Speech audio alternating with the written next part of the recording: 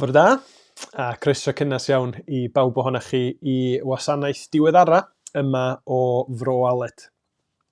Cyn i chi feddwl a deud dim byd, yndi mae hi wedi dod y cyfnod yna yn ystod cyfnod clo lle dwi wedi gorfod gofyn yn garedig i Gwenno a Llio, ddoe, chwarae teg, dorri'n ngwallt i.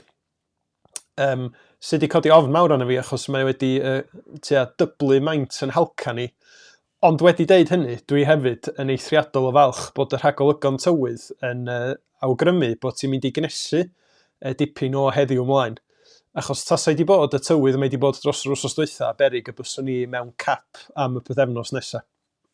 Ond ta waith am hynny, gobeithio bod chi i gyd wedi llwyddo i gadw gynnes trwy'r wsos dwytha ddifrifol oer da ni wedi wynebu. Dwi'n gwybod bod yna rein ych chi wedi cael boilars yn torri a ballu. Dwi'n cydymdeimlo yn arw fach chi a gan obeithio bod hynny wedi cael ei sortio. A gai hefyd ddiolch yn fawr iawn i Kelvin ac i Gwydion Lewis am arwain y gwasanaeth i ni wsos dwytha. Mi ges i fendith yn gwrando ac yn cael yn atgoffa bod creawdwr nef a deiar hefyd yn cadw i bobl trwy bob peth.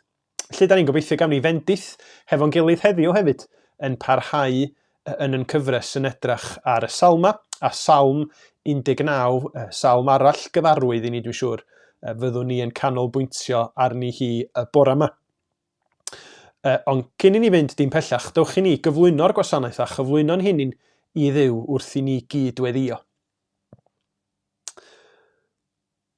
O arglwydd holl alluog.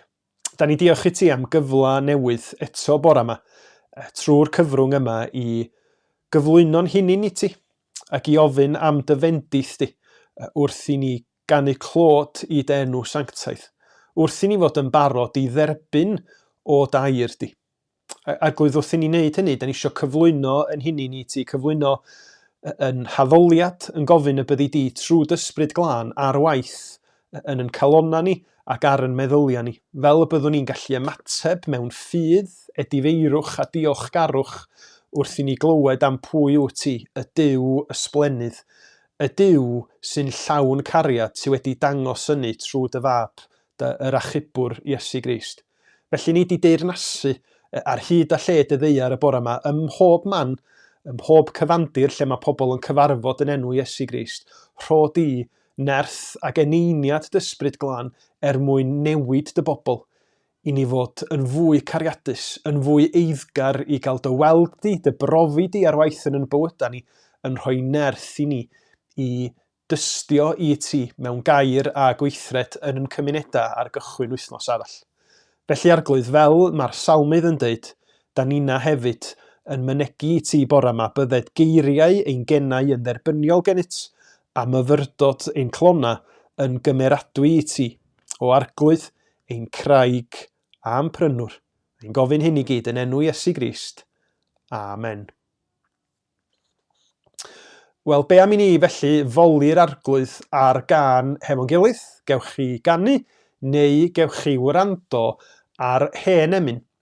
Mi oedd y geiriau i'r emyn yma yn hen lyfr emyna y Methodistiaid Calfinaidd, ond alaw newydd sydd wedi cael ei chyfansoddi gan Andras Iago ydy hi. Mae'n siŵr y byddwch chi'n gyfarwydd ar emyn oherwydd dwi wedi bod yn chwarae hi cyn cychwyn y gwasanaethau drost y misoedd dwytha. Ond be ydy hi ydy dyhead y Cristion i gyflwyno'n hunin i'r arglwydd, i gyflwyno'n cariad anmoliant iddo fo ar y sail be mae o di wneud. Trwy ras rwyf arglwydd ger dy fron yn rhoi fy nghalon i ti.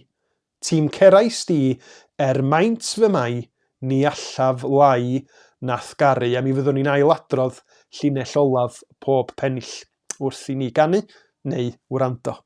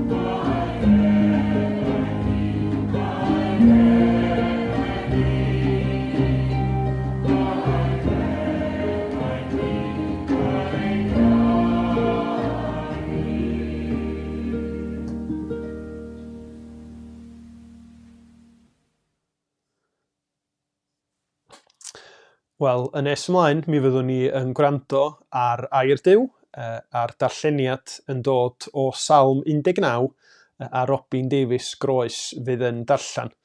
Ond cyn hynny, da ni am gael cyfnod o weddi, da ni am weddio hefo'n gilydd, a mi fyddwn ni yn gorffan y cyfnod hwnnw yn cydweddio gweddi'r arglwydd hefo'n gilydd. Ond dewch i ni dawelu a troi at Dduw wrth i ni weddio hefo'n gilydd rwan.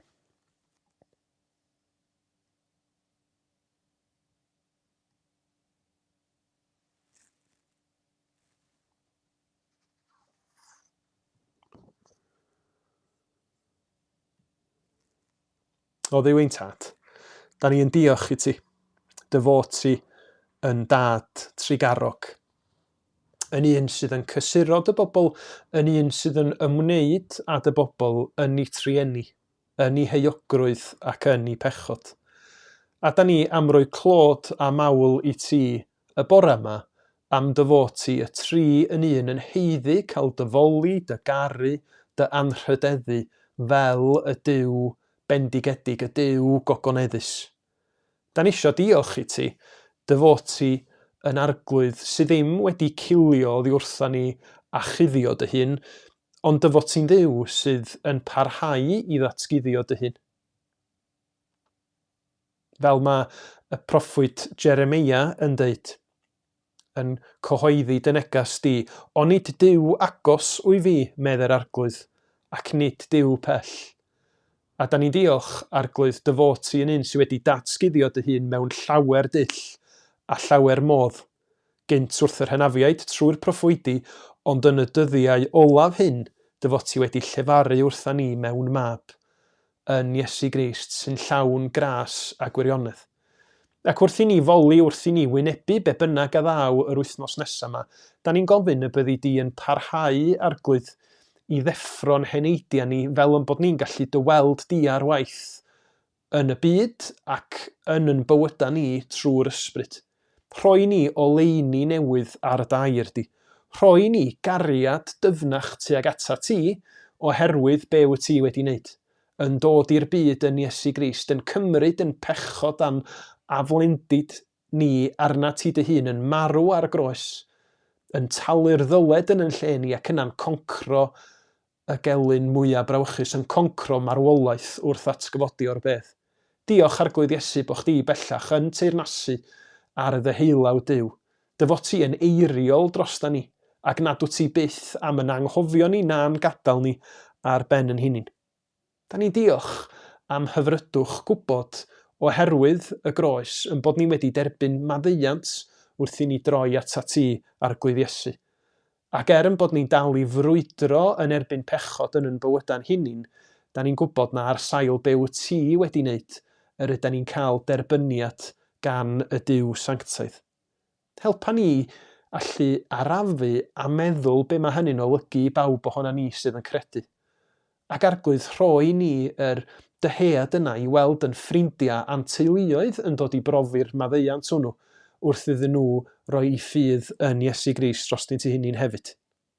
Arglwydd, mi da ni'n cyffesu yn gwendid yn angan yn pechod. Da ni arglwydd yn gorfod cydnabod, mae gwan yda ni mewn amrywiol ffyrdd, yn gorfforol, yn feddyliol, yn emosiynol. Ac wrth i ni yn y cyfnod dwytha fod wedi meddwl am gyflyrau iechyd y meddwl, da ni'n diolch bod chdi'n dall ni'n well na da ni'n dall yn hunin.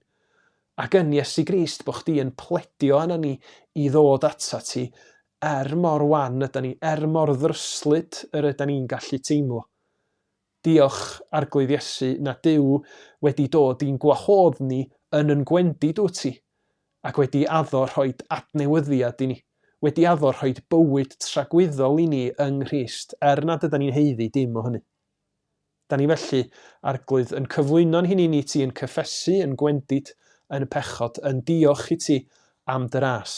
A da ni'n naturiol yn parhau i weddio am yn byd cythryblus ni y dyddiau yma. Wrth i'r haint barhau i ddangos i ôl yn cymunedau ni, wrth i ni wynebu gofid a galar, arglwydd, da ni'n cyflwyno yr teuluoedd hynny sydd yn profi tywyllwch hiraeth ar hyn o bryd. A da ni hefyd arglwydd yn gweddio wrth i bethau ddatblygu drost blant, rhieni, athrawon, staff fydd yn gorfod ymatab wrth i plant fenga fynd yn ôl i'r ysgol ar ôl hanner tymor. Arglwydd, da ni'n gweddio diogelwch drostyn nhw. Da ni'n gweddio tawelwch meddwl a seibiant i athrawon drost yr wythnos hanner tymor yma cyn i bethau ailgydio. A da ni hefyd yn naturiol yn cyflwyno i ti bobl ifanc sydd mewn colega a phrifysgolion a'r holl ansicrwydd sydd yna yn y maes hwnnw. Arwain nhw arglwydd a boed i ni fel deglwys di allu bod yn gynhaliaeth ac yn ddoeth, yn cyngor ac yn cysur i bobl o bob oed, i amlygu dy gariad di yn y sefyllfaoedd da ni'n wynebu ar hyn o bryd.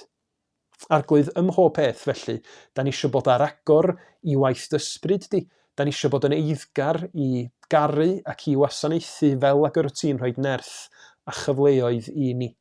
Diolch arglwydd, died ydy yn sefyllfaoedd ni'n gallu bod Iesu Grist wedi dod yn oleini'r byd i roi gobaith i bawb sydd yn credu yno ti.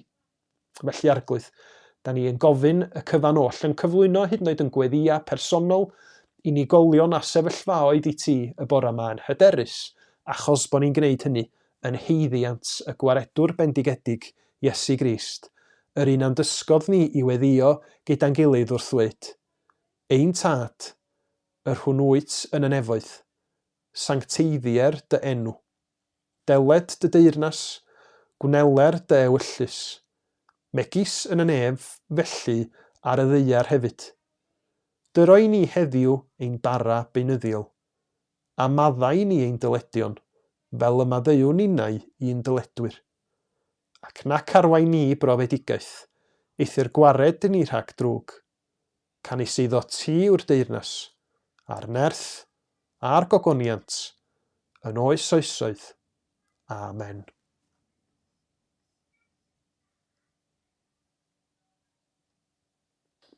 Mae'r nefoedd yn adrodd gogoniant Duw, a'r ffurfafen yn mynegu gwaith ei ddwylo. A mae dydd yn llefaru wrth ddydd, a nos yn cyhoeddi gwybodaeth wrth nos. Nid oes iaith na geiriau ganddynt, ni chlywir ei llais. Eto fe a ei sain allan drwy'r holl daear, a'i lleferydd hyd eithafoedd byd. Ynddynt gosododd babell i'r haul, sy'n dod allan fel priodfab o'i ystafell yn llon fel campwr yn barod i redeg gyrfa. O eithaf y nefoedd y mae'n codi, a'i gylch hyd yr eithaf arall, ac nid oes dim yn cuddio rhag ei wres. Mae cyfraith yr arglwydd yn berffaith, yn adfywio'r enaid. Mae tystiolaeth yr arglwydd yn sicr, yn gwneud y syml yn doeth.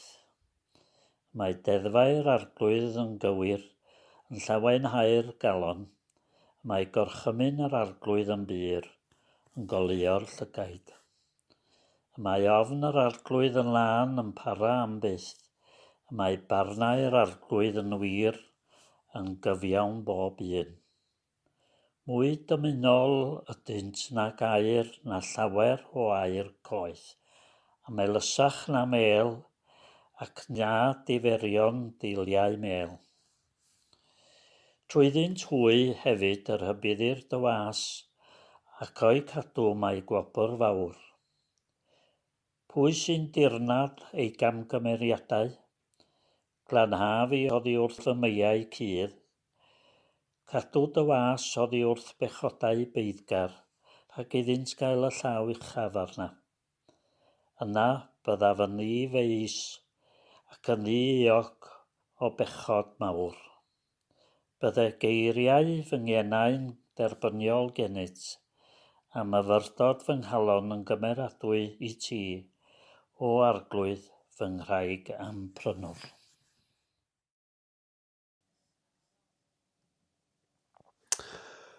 Mae rhaid i ni ddweud, mae YouTube yn handi ofnadwy yn dydi. Meddyliwch bod chi'n gallu gobeithio yng nghlywed i a ngweld i yn glir y bore yma. Faint flwyddyn yn ôl fyswn ni ddim wedi dychmygu ma dyma ydi patrwm yn sylio ni. neu pryd bynnag ydych chi yn gwylio hwn. Ond tybag, oeddech chi'n gwybod mor ddylanwadol ydy YouTube. Yn ôl yr arbenigwyr, YouTube ydy yr ail wefan fwyaf poblogaidd ar draws y byd. 2005 gafodd hi chychwyn ar ail fwyaf poblogaidd. Gesiwch pa un ydy'r fwyaf poblogaidd? Ie, da chi'n iawn, Google ydy hi. A digwydd bod Google sydd yn berchen ar YouTube. Felly pan maen nhw ar y newyddion yn sôn am gwmnïau mawr yn monopoleiddio y cyfryngau, allwch chi ddallt pam bod y ddwy wefan fwyaf i gyd yn perthyn i'r un cwmni.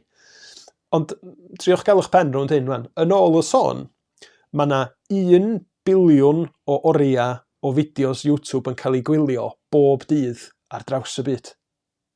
A da ni'n rhan ohono fo. Da chi, fel miliynau, mae'n siŵr, o bobl eraill ar ddy Sul oherwydd coronavirus, yn addoli trwy gyfrwng y we. Rhyfedd o beth yn dydi. Mae yna bob math o bethau ar YouTube, y gwych a'r gwachil. Mi allwch chi ddysgu sut mae darlledu gwasanaethau ar y we o Ogledd Cymru, neu mi allwch chi ddysgu sut mae cychwyn gwneud patch i dyfu llysiau yn yr ardd. Gwych. Ond dydy hyd yn oed YouTube ddim yn gallu gwneud pob peth na di. Meddyliwch, allwch chi wylio sut mae creu darn i dyfu llysiau am y tro cyntaf, ond neith o ddim gwneud tamad o wahaniaeth o'n i bai eich bod chi yn mynd allan i'r ardd ac yn gwneud y gwaith, yn ymateb i'r hyn da chi di ddysgu trwy roed o ar waith, trwy brynu rhaw, trwy fynd allan yn y glaw a'r rhew. Ac yr un fath, i ni y bore yma, neu pryd bynnag ydych chi yn gwylio y gwasanaeth yma. Mi allwch chi wrando arna i, y darlleniadau, wrando ar y caneuon, ond ydy hynny ddim yn golygu bod chi'n addoli nad ydy. Mae yna rhywbeth yn gorfod digwydd o'ch rhan chi mwyn i'r hyn yr ydych chi'n ei weld droi yn addoliad go iawn. Ond beth sgyn hyn i gyd i wneud efo Salm 19, tybad? Wel, y cyswllt rhwng be da ni'n ei weld a'r ymatab i hynny nde. Achos o be glwson ni yn Salm 19, da ni'n clywed neu da ni'n gweld darluniau hyfryd. Ond wrth i ni ddarllen a meddwl trwy'r salm gyfa, mae yna symudiad amlwg yn ei hun does o un peth i'r llall. Ac wrth i ni fynd trwy'r salm, da ni fel tasam bod ni'n cael yn cymell i weld ac yn ymateb yn ôl esiampl y salmydd ei hun. Ond cyn i ni edrych ar yr hyn mae'r salmydd yn ei ddeud, gai ofyn cwestiwn i chi. Lle ydych chi'n gweld Duw ar waith?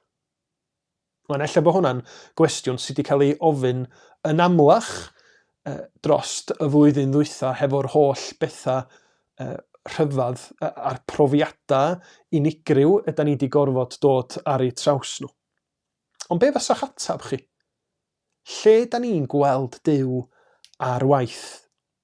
Achos mae'r salmydd yn rhoi atab i'r cwestiwn yn Salm 19 yn dydi? A deud y gwir, mae o'n cyfeirio mewn manylder at ddwy ffordd arbennig y mae Duw ar waith, Duw yn cyfathrebu. A mae yna awgrym o drydedd ffordd hefyd. Ond dwi ddim yn gwybod yn union gyd-destun a chefndir lle y cafodd y salm yma i chyfansoddi. Oedd y salmydd allan yn yr awyr agorad, yn edrych ar yr awyr, yn gweld yr haul yn disgleirio, dwi'n i ddim. Ond mae'n sicr bod y salmydd wedi gweld y byd o'i gwmpas ac wedi sylweddoli na gwaith dwylo Duw y creawdwr ydy'r cyfan. Ond mae o'n gwneud mwy na dim ond deud Duw sydd wedi creu y pethau yma. Ond dwi'n gwybod pa mor glir ydych chi'n gallu gweld rhai o'r llyfrau tu ôl i mi, ond ar nifer o rhai, rhan fwyaf rhai modern, mi fysa na enw awdur ar y clawr. Cwbl mae o'n dweud ydy, dyma pwy sydd wedi sgwennu y llyfr yma. Ond mae'r salmydd yn mynd yn bellach na dim ond cyfeirio at pwy sydd wedi creu yr hyn mae o'n ei weld. Ynddi? Mae o'n sôn am ogoniant Duw, neu mae Beibl.net yn sôn am ysblander. A cyfeiriad Beiblaidd ydy hwnnw at pwy ydy Duw yn ei fawredd, yn ei allu, yn ei bwysigrwydd a'i harddwch. Ac felly mae'r salmydd yn gweld bod y cyfan mae o'n ei weld o'i gwmpas yn yr awyr, yn yr haul, ddydd ar ôl dydd, yn dweud negas am ogoniant, am ysblander y Duw tragwyddol. Be bynnag ydy'r tywydd, boed ti'n -16 yn ganol Gaea, neu yn agos at 10 gradd ar hugian yng nghanol ha, mae'r salmydd yn deud mae yna wybodaeth yn cael ei rannu gan y greadigaeth. Neges y mae pawb yn ei chlywed, fel ac y mae pelydra'r haul yn mynd i bob cornel o'r byd yn ei dro. A dyma y rhan gyntaf lle da ni'n meddwl am y cyswllt rhwng be da ni'n ei weld a sut ydyn ni'n ymateb i hynny. Mae'r salmydd yn gweld y byd o'i gwmpas, y ffurfafen, yr awyr, yr haul yn mynd o un ochr i'r awyr i'r llall, a hynny'n digwydd ar batrwm dydd ar ôl dydd, nos ar ôl nos. Ac mae o'n rhoi clod a ogoniant i'r creawdwr am hynny, ynddydi? Mae Duw, yn ôl y salmydd, yn anfon neges amdano ei hun. Ond sut ydyn ni'n ymateb? Dros y flwyddyn aeth heibio, dwn ni'n sawl gwaith yr ydyn ni wedi clywed negeseuon, rhybuddion yn cael eu cyhoeddi gan y llywodraeth, yn egluro'r cyfyngiadau be da ni'n gael wneud, be da ni ddim yn cael wneud, be sydd angen i ni fod yn ofalus ohonyn nhw oherwydd yr haint. Pawb wedi clywed rhai o'r negeseuon heini. Ond mae ymateb pobl wedi bod yn dra gwahanol, ynddydi? Nifer fawr wedi cymryd yr negeseuon heini o ddifri, wedi gwrando arnyn nhw. Ond da ni'n dal i glywed am bobl hyd yn oed heddiw, bron i flwyddyn ers pan gychwynnodd y pandemig, sydd yn anwybyddu y canllawiau, y cyfyngiadau a'r negeseuon am be i beidio wneud. Ac meddyliwch amdano fo, mae yna hyd yn oed, os da chi'n cofio nôl, mae yna hyd yn oed enghreifftiau o bobl yn gweld negeseuon yn deud arhoswch adref, cadwch pobl yn saff, ac wedi ymateb yn negyddol i hynny.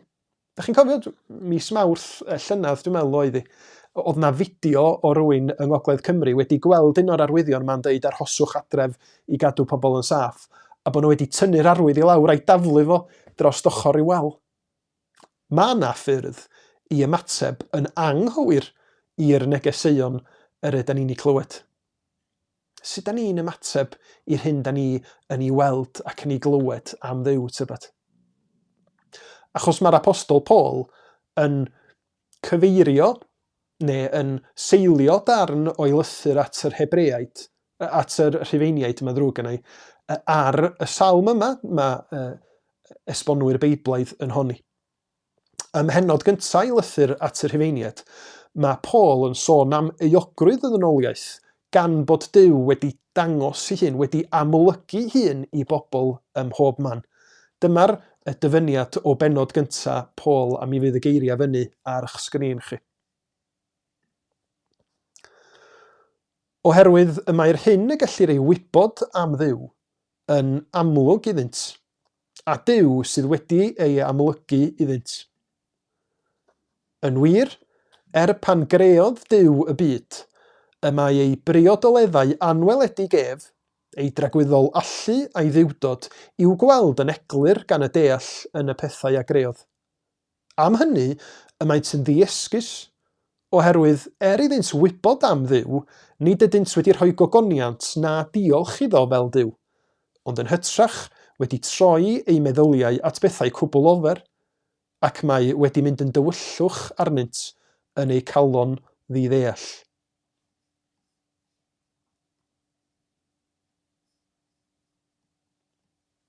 Felly, sut ydych chi a finna yn ymateb I neges Dduw yn y greadigaeth.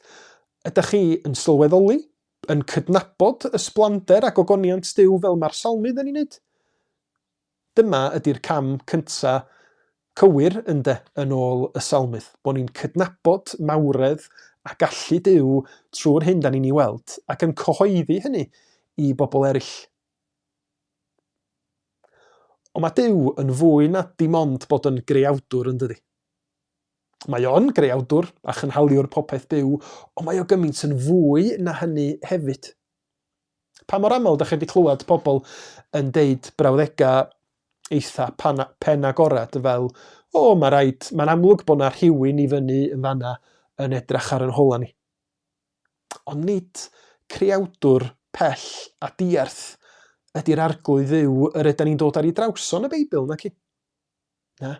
Dduw personol, Dduw cariadus sy'n gweithredu o blaid I bobl ac yn siarad â'i bobl mewn ffordd uniongyrchol.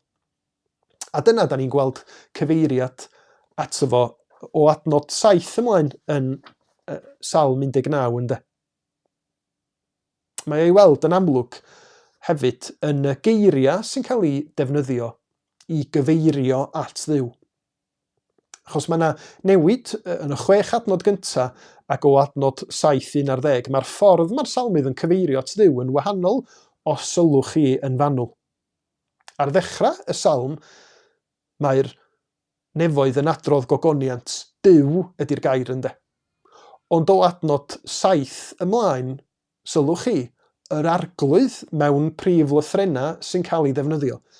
Ac mae yna wahaniaeth yn y terma yna. Dduw ydy'r teitl ar Dduw, ond yr arglwydd, Yahwe yn yr Hebraeg gwreiddiol, ydy enw cyfamodol Dduw.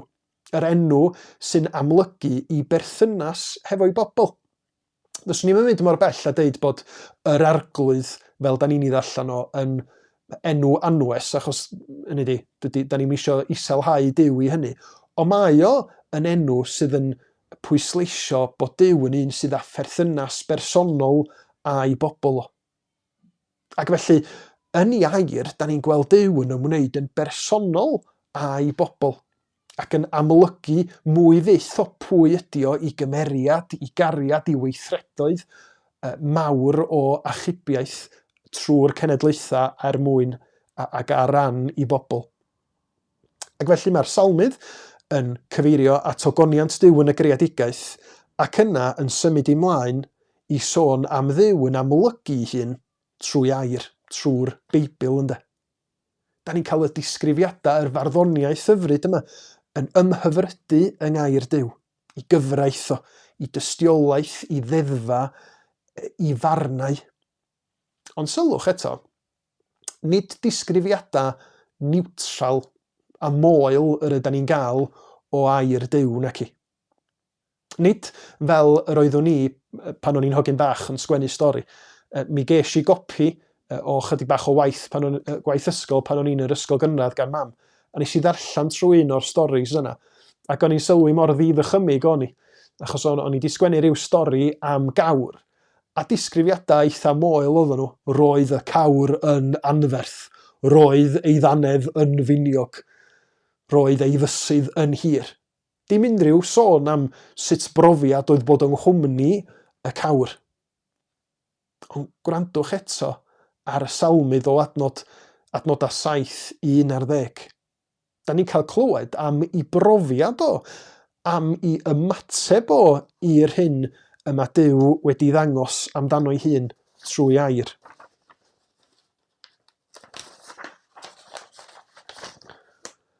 Mae o'n sôn am ofn yr arglwydd, am y galon sydd yn llawenhau a bod gair Duw yn fwy dymunol nac air yn felysach na mêl. A sut yn y byd mawr ydych chi'n cyrraedd at y pwynt arbennig yma lle ydych chi'n gallu deud bod cyfraith yr arglwydd yn eich adfywio chi? A bod gwrando am yfyrio ar air Duw yn felysach na mêl? Oherwydd bod gennych chi brofiad personol o'r un sy'n siarad â chi trwy air. bod chi'n nabod y Duw yma'n bersonol oherwydd eich bod chi mewn perthynas bersonol ag o trwy I fab wrth gwrs. Dyma di'r gwahaniaeth yma perthynas yn ei wneud.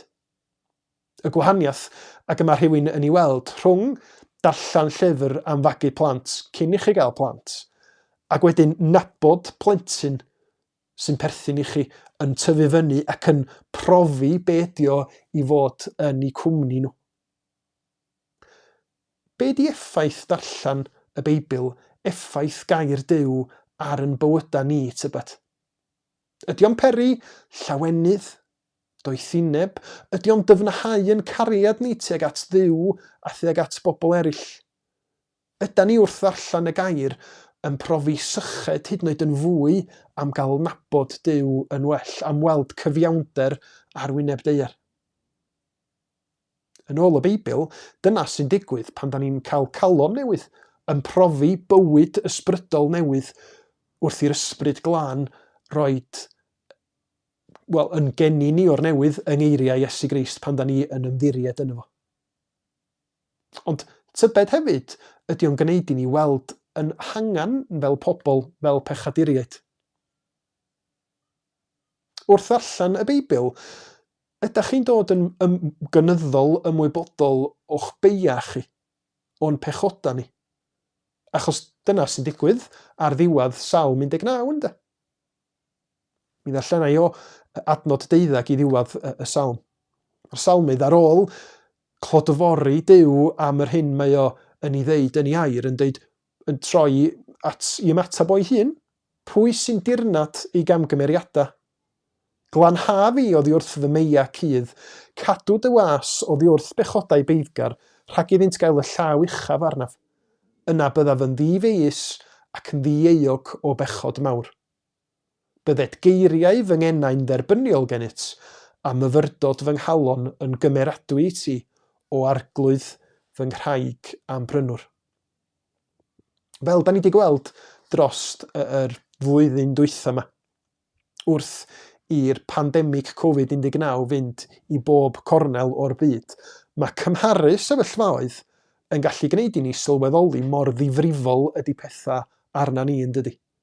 Sawl gwaith ar y newyddion, dych chi wedi gweld pobl yn crybwyll y gwahaniaeth rhwng Cymru a Seland Newydd. Mae gen Seland Newydd boblogaeth fymryn yn fwy na Cymru, ond mae sefyllfa nhw o ran Covid gymaint yn well na'n sefyllfa ni yn dydy.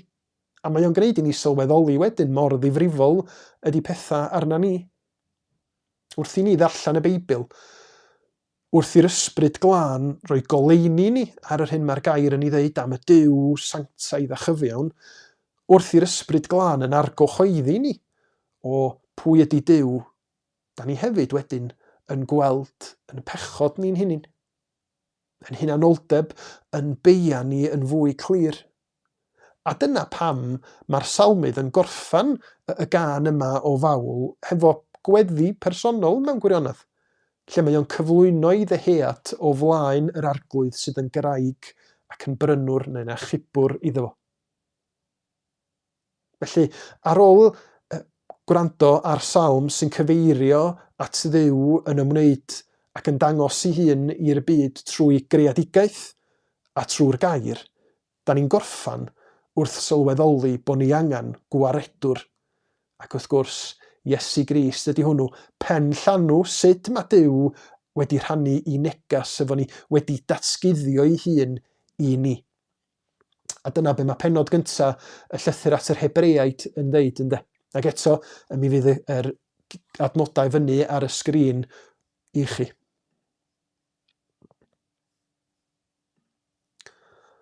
Yn y gorffennol pell, roedd Duw wedi siarad gyda'n hynafiaid ni trwy'r proffwydi. Gwnaeth hyn bob yn dipyn ac mewn gwahanol ffyrdd. Ond bellach, yn y cyfnod olaf hwn, mae wedi siarad â ni drwy ei fab. Mae Duw wedi dewis rhoi popeth sy'n bodoli yn eiddo iddo fo. Yr un oedd gyda Duw yn gwneud y bydysawd. Mae holl ysblander Duw yn disgleirio ohono. Mae o'n dangos I ni'n berffaith sut un ydy Duw. Ei awdurdod pwerus o sy'n dal popeth yn y bydysawd gyda'i gilydd. Ar ôl iddo ei gwneud hi'n bosib i bobl gael ei glanhau o'i pechodau, cafodd eistedd yn y nefoedd, yn y sedd anrhydedd ar ochr dde Duw, y Duw mawr ei hun.